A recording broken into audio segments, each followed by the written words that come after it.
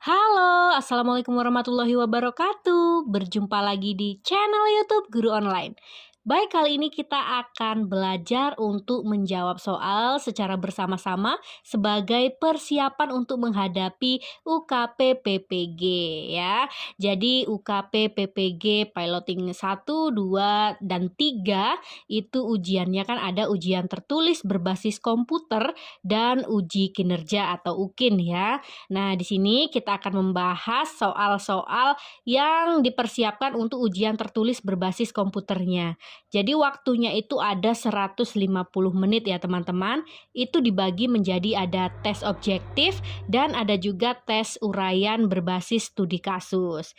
Jadi soal yang objektif ini itu terdiri dari PCK, Pedagogical Content Knowledge, dan SJT, Situational Judgment Test ya.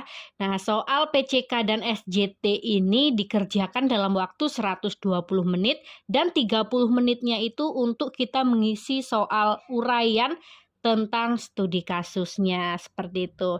Nah, bagaimana sih gambaran soal PCK dan SJT? Nah, mari kita jawab soal-soal dalam video ini secara bersama-sama.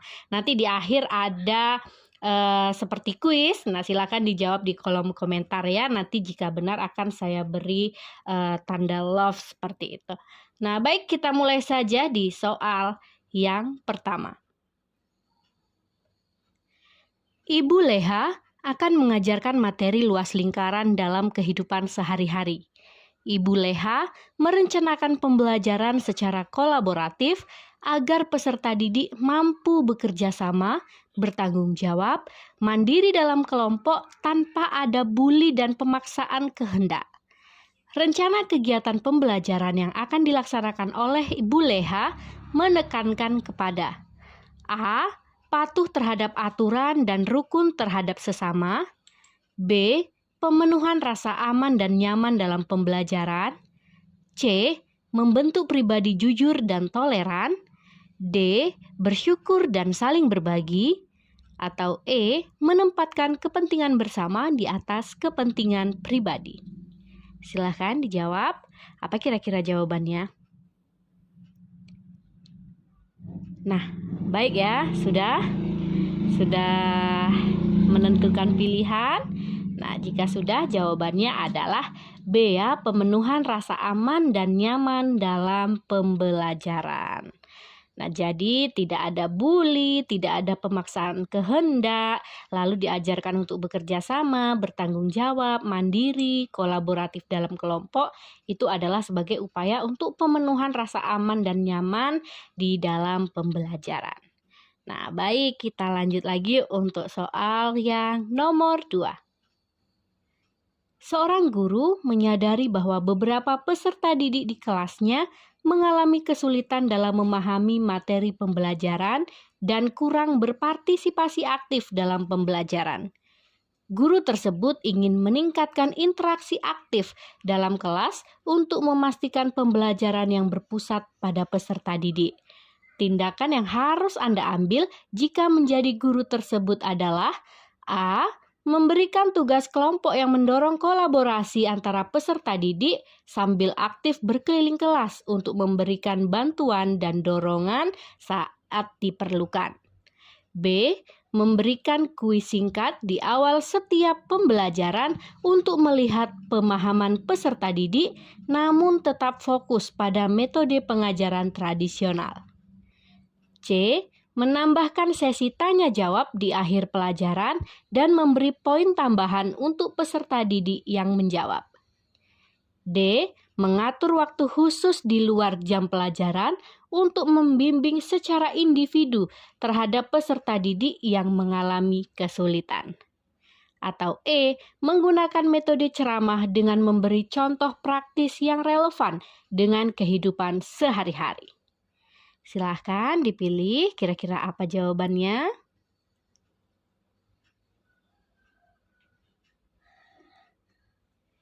Nah, baik ya, sudah menentukan pilihan, maka kita lihat jawaban yang benar adalah A ya, memberikan tugas kelompok yang mendorong kolaborasi di antara peserta didik sambil aktif berkeliling kelas untuk memberikan bantuan dan dorongan saat diperlukan.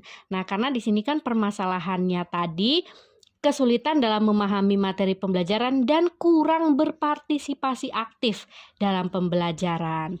Jadi, supaya pembelajarannya berpusat pada peserta didik, anak didik berpartisipasi aktif dan juga memahami materi pembelajaran yang diberikan, maka langkah awalnya adalah memberikan tugas kelompok yang mendorong kolaborasi supaya semuanya aktif seperti itu ya, ada interaksi aktif di dalamnya. Dan guru juga tidak tinggal diam, tetapi berkeliling di kelas untuk memberikan bantuan dan dorongan saat diperlukan. Jadi jika ada yang mengalami kesulitan dan kendala, langsung bisa dibicarakan pada saat itu juga, seperti itu. Jadi langsung nyata tindakannya, seperti itu ya Bapak Ibu. Kita lanjut ke soal nomor 3. Pak Anto membuat bahan ajar dengan media digital yang interaktif. Di tengah proses pembuatan bahan ajar tersebut, kepala sekolah meminta untuk membantu mengentri nilai rapot. Jika saya sebagai Pak Anto, maka yang akan saya lakukan adalah A. Memutuskan membuat bahan ajar sebagai prioritas, karena membuat bahan ajar merupakan bagian penting dalam perangkat pembelajaran. Sedangkan tugas mengentri nilai rapot tugas bersama warga sekolah. B. Memutuskan merespon tugas dari kepala sekolah dan berpikir bahwa bahan ajar yang akan dibuat bisa dibatalkan. C. Memutuskan meminta bantuan orang lain untuk mengentri nilai rapot dan fokus membuat bahan ajar. D. Memutuskan segera menyelesaikan bahan ajar interaktif lalu segera mengentri nilai rapot. Atau E. Memutuskan mengentri nilai rapot sebagai prioritas karena kepala sekolah yang memerintahkan langsung dan penyusunan bahan ajar diselesaikan jika ada waktu. Nah, silahkan Bapak Ibu tentukan pilihan jawaban yang menurut Bapak Ibu paling benar.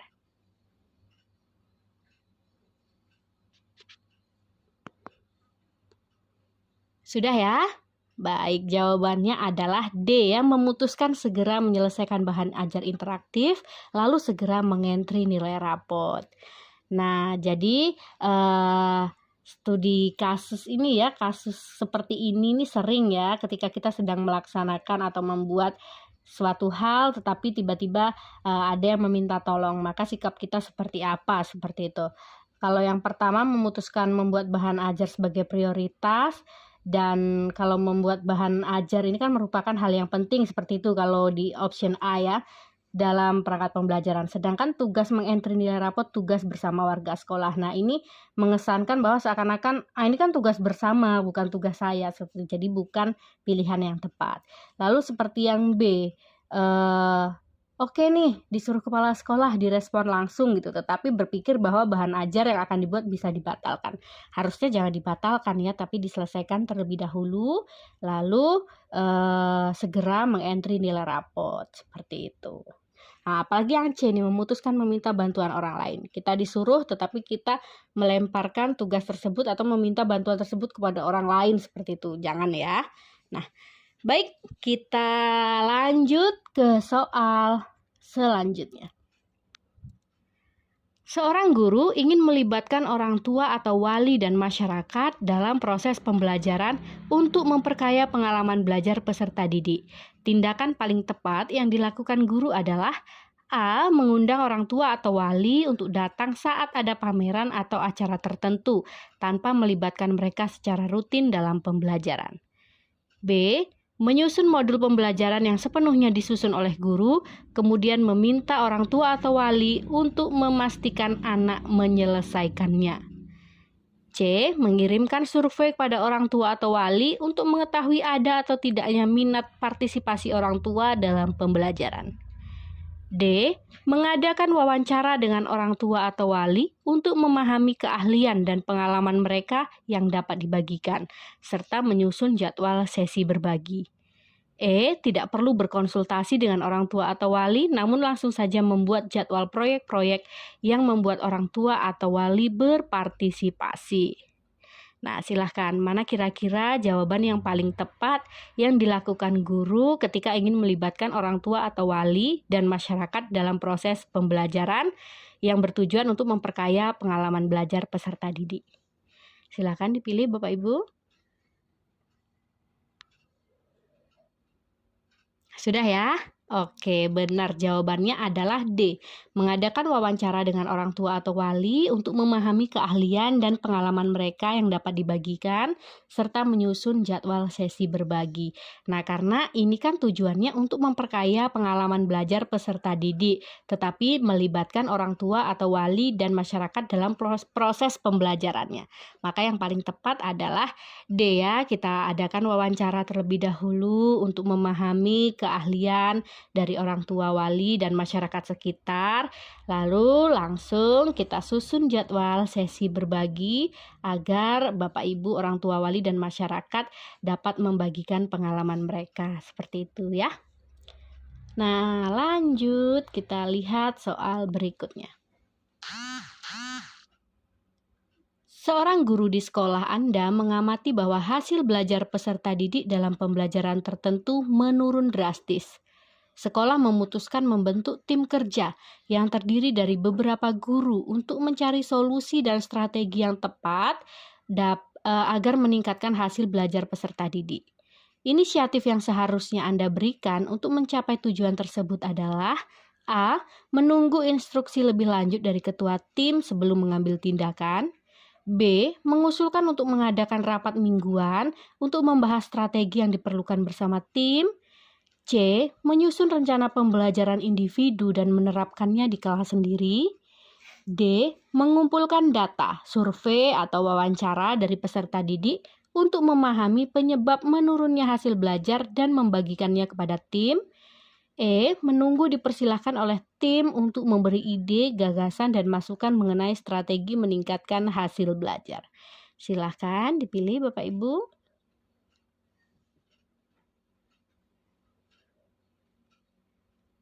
Baik, sudah ya?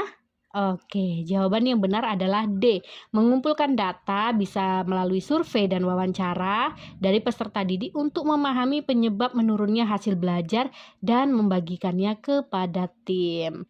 Nah, seperti itu karena yang ditanya adalah bagaimana cara kita untuk mencari solusi dan strategi yang dapat meningkatkan hasil belajar peserta didik.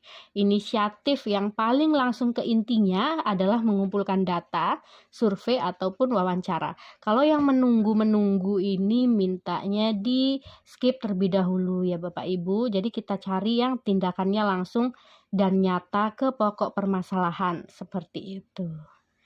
Baik, kita lihat lagi yang selanjutnya. Nah, ini ada kuis Bapak Ibu. Silahkan dituliskan jawabannya di kolom komentar ya. A, B, C, D, atau E. Nah, kita lihat soal untuk kuis ini ya. Seorang guru menyadari bahwa beberapa peserta didik mengalami kesulitan dalam mengikuti pembelajaran karena kurangnya dukungan pembelajaran di rumah. Guru tersebut ingin membantu orang tua atau wali agar dapat lebih efektif mendukung pembelajaran anak di rumah. Tindakan yang seharusnya dilakukan guru adalah A. Menyusun modul pembelajaran yang bisa diakses orang tua secara online tanpa adanya komunikasi terlebih dahulu. B. Mengadakan pertemuan rutin dengan orang tua atau wali untuk berbagi panduan atau strategi pembelajaran di rumah serta mendengarkan umpan balik dari mereka.